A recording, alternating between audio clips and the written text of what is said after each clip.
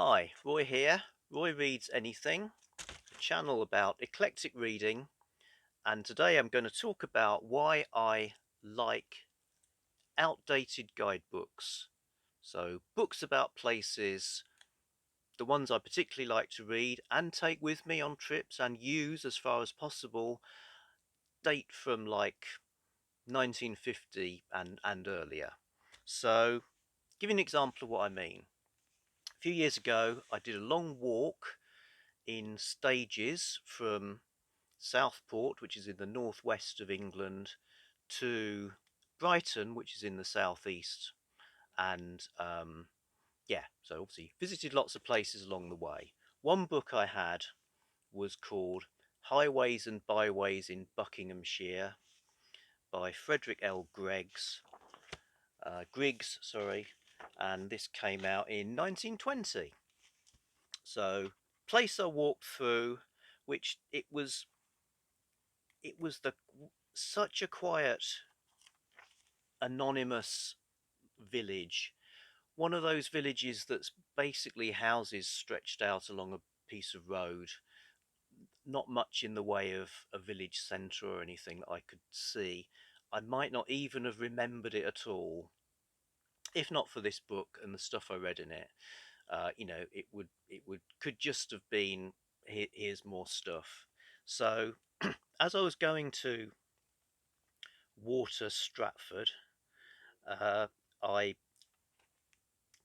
read what was to be said in this book. So, from Highways and Byways in Buckinghamshire, Water Stratford was once the scene of great religious excitement.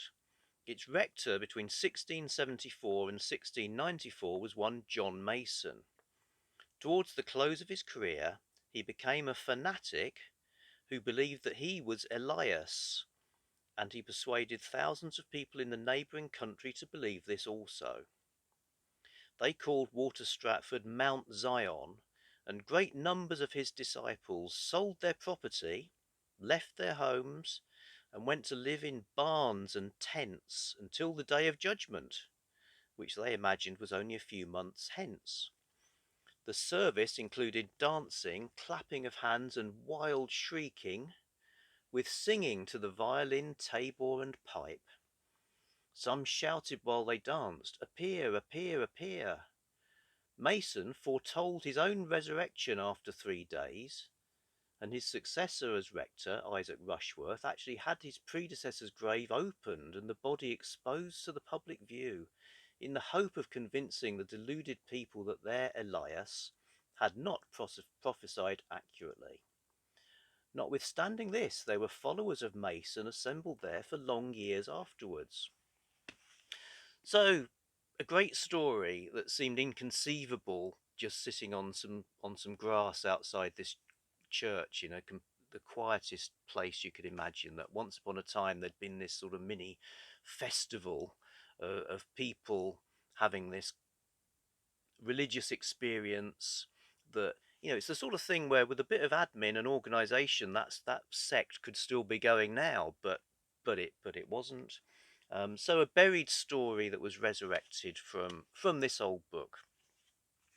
Obviously, I don't exclusively use books like this. If I was looking for somewhere to eat lunch or finding out what time something's open, I would just conjure it up on my phone the way people do now. But I do find these have a kind of enchantment all their own. So the Highways and Byways series. I mean, I'll mention this because there are 3 series I'm going to talk about, all of which they cover most of the country, certainly of England. This series, the UK basically. So they have different volumes for different places. So you can probably find one for somewhere you're going, or that you happen to live if you live over here, and they're not very expensive either. So there's some great sort of interesting reading and collecting possibilities. So Highways and Byways series, they tend to be they're single author books, and they tend to be a journey through the place. So they will cover a lot of the territory of the county they're talking about, written as a kind of personal journey with lots of history stuff being brought in. Okay, so that's the flavour of those. From the 1930s, King's England, or Arthur Mee's King's England series, like those as well. So the King's England books, they're about England. There's an overview one as well called Enchanted Land, but the rest are again county by county. So here's Lancashire, which is where I live now. The King's England, a new doomsday book of 10,000 towns and villages, edited by Arthur Mee. Nothing like these books has ever been presented to the English people. Every place has been visited. The compilers have travelled 500,000 miles and have prepared a unique picture of our countryside as it has come down through the ages, a census of all that is enduring and worthy of record.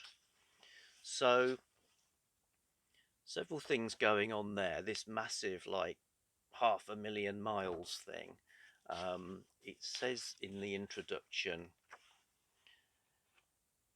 how they're basically doing this by car. So this is like a massive motor journey. You're meant to think that the team who write these books have driven everywhere, and I think they did. They did study lots of existing guidebooks and histories, but they would pitch up somewhere in their motor car and have a look to confirm what was there.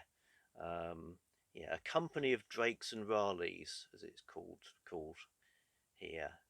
For a generation now we've been in the motor age and can travel where we will, yet who knows more than a few great towns and perhaps 100 villages. So the idea is that it was a novelty to go to every single village and write about it. So it's they're Arthur Mee's King's England books. So Arthur Mee was a journalist and sort of popular educator. He edited something called the Children's Newspaper, very long running, very worthy, you know, publication for youngsters. Also, the Children's Encyclopedia, books which are hated by booksellers almost as much as Reader's Digest condensed books, because they're very hard to shift, they take up a lot of space. People bring them in thinking, look at these old books, they must be worth a lot, and they're like the opposite of that. Nevertheless, they're fantastic. And Arthur Mee himself, obviously he's like a brand and was a well-known figure, really he's a real Victorian, I think, in his mindset. Um, super optimistic. So this hyperbole about the, everything here, it's wonderful, there's talk of treasures, these huge numbers of the 10,000 villages. That's, he talking things up is what he did, with this great sort of optimism that there'd be progress, that the sort of the countryside is beautiful, the past is interesting, bad things happen in the past, but we've done with all that now.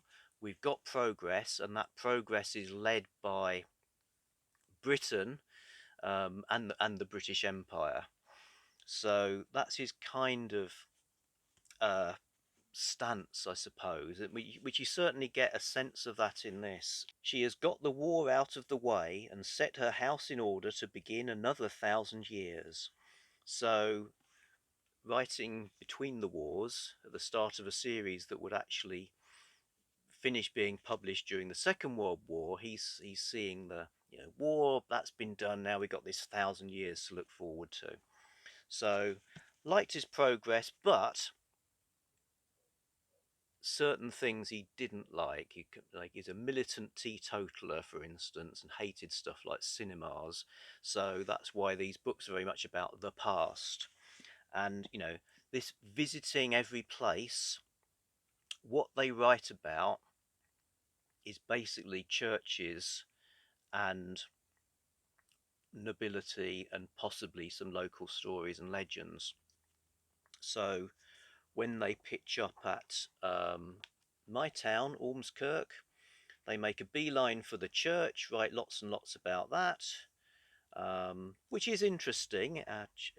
Ormskirk Church has both a tower and a spire, which I've always assumed.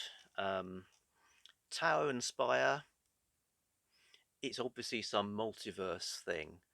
You know, the churches from two separate universes have somehow ended up being fused together in this reality.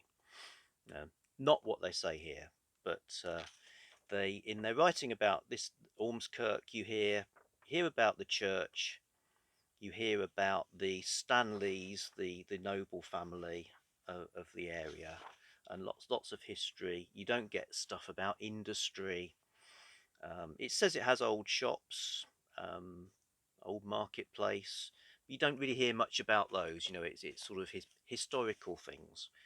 So anyway, good thing about these is they are pretty comprehensive, so likely to cover wherever it is you might be going, uh, including little villages and so on. And the way they write, it's like, yes, it's a description of a stained glass window and a carving on a font, but it's written with as if they down like 5 espressos before they write about it. So it's got a sort of zest and enthusiasm to it.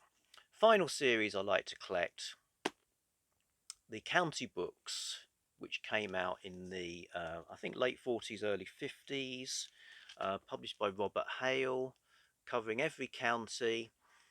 And what's happening here was find an interesting writer to give their personal perspective. So again, it's like a journey through a place with lots of history being brought to the surface by someone who knows it. Either they're from there or they know it really well. And they're all acknowledged writers for other stuff. So the Worcestershire one, for instance, is written by L.T.C. Rolt, known for his book of ghost stories, Sleep No More. And unfortunately, you don't get many ghosts of Worcestershire in here. He's more talking about spirit of place. Um, and I think the difference with these is they're a little bit more like essays. They can be more opinionated, more of the sort of thoughts and beliefs of the author coming through. So LTC Rolt talking about spirit of place. Yet the spirit of place is not dead in us, and if we are true to ourselves, we shall find that we judge the work of the past to be beautiful, not merely because it is old, but because by its quality and fitness for purpose, it embodies this timeless spirit. And he's quite scathing about people who seek solace in the photographs of idyllic country scenes in newspapers and magazines, and escapist literature about the country. If the reader has opened this book under the impression that it's a further contribution to this genre, he is doomed to disappointment. He may as well lay it aside. So, sort of saying this isn't just going to be a sort of here's a pretty old thatched cottage. And again, you do get lots of history and in-depth stuff. So, not one, not two, but three series of guidebooks that cover England or even the whole of Britain.